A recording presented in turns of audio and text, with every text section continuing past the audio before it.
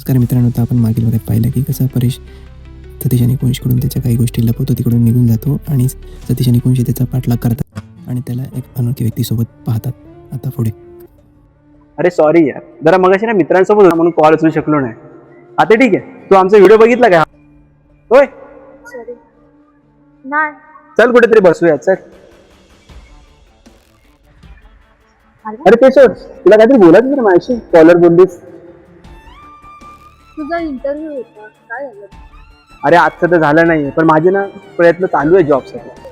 परेश, तुझे काय प्रयत्न थांबणार नाही आणि ज्या घरच्यांचे माझ्यासाठी लग्नासाठी स्थळ बघायचं काय प्रयत्न थांबणार नाही. प्रयत्न चालू ठेव, मी जाते एकदाची. अरे जाते म्हणजे काय?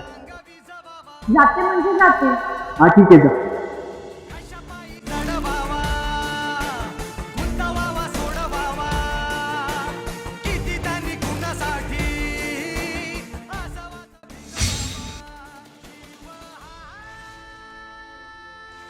अरे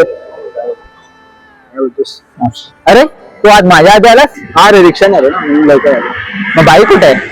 अरे बाईक परेश घेऊन गेला ना, बाहेर जायचं होतं त्याला, तर ते बोलला की मी येतो डायरेक्ट. तो येणार आहे ना? हा येणार आहे ना, तुला माहिती आहे ना आपल्याला त्याला ते बोलायचं आहे, लक्षात आहे ना तुझ्या? हा हा. तो बघ आला. हा रे.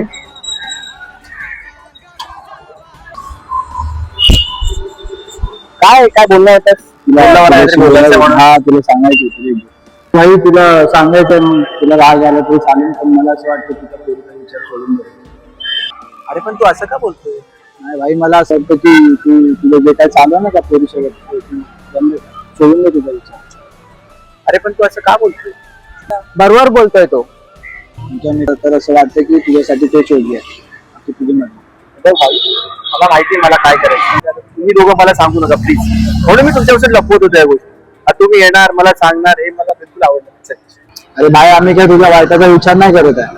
आम्हाला पण वाटतं की तुझं काहीतरी चांगलं आहे, पण तुझ्या मार्गाने काय चाललंयच ना, त्या मार्गात पुढे तुला खूप अडथळे आहे. आता सावध हो. थोडा गोष्टी विश्वास नाही आणि तुमच्यावरही विश्वास नाही. प्लीज माझ्या मी चाललो. परेश